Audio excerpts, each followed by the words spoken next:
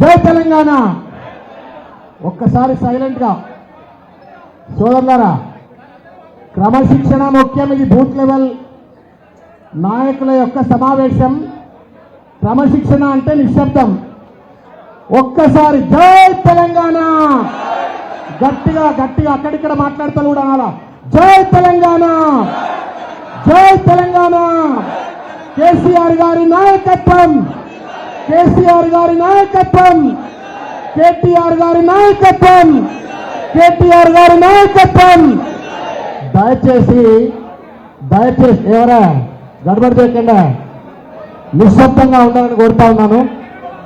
ముషీరాబాద్ ఉద్యమాల గడ్డ.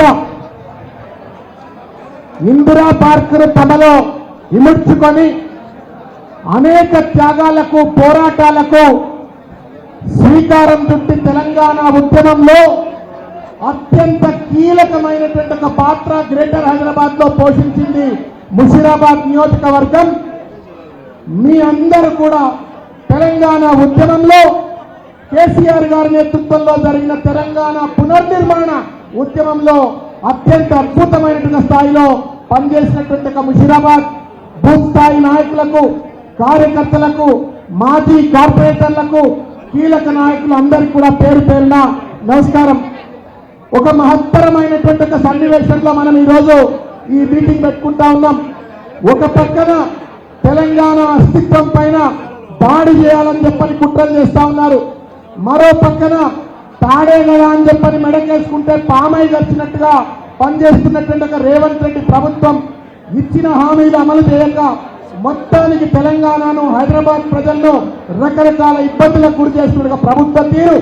మరో పక్కన ఇవాళ ఆంధ్ర తెలంగాణ అని చెప్పని వైరుధ్యాలు సృష్టించి రాజకీయ లబ్ధి పొందాలనే ఒక చిల్లర ప్రయత్నం జరుగుతున్న తరుణంలో బాధ్యత కలిగినటువంటి ముషీరాబాద్ సైనికులుగా ఈరోజు ముఠా గోపాల్ గారి యొక్క నాయకత్వంలో ఈ యొక్క మీటింగ్ ను మనం పెట్టుకోవడం అయింది.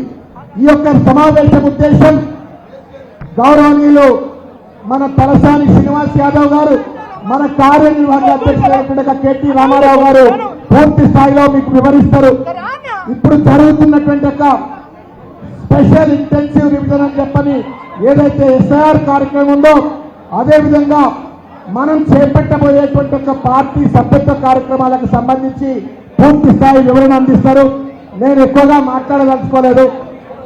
ఒకటే విషయం చెప్పదలుచుకున్నా.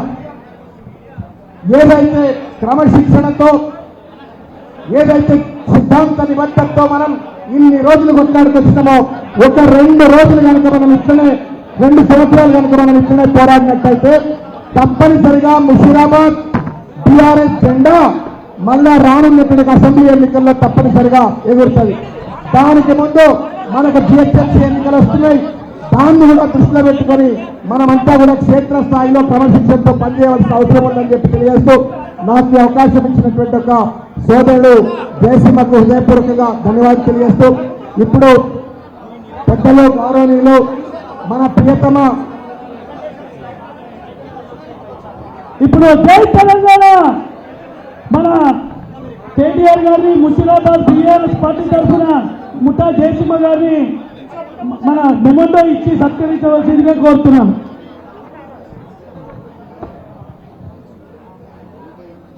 గౌరవనీయులు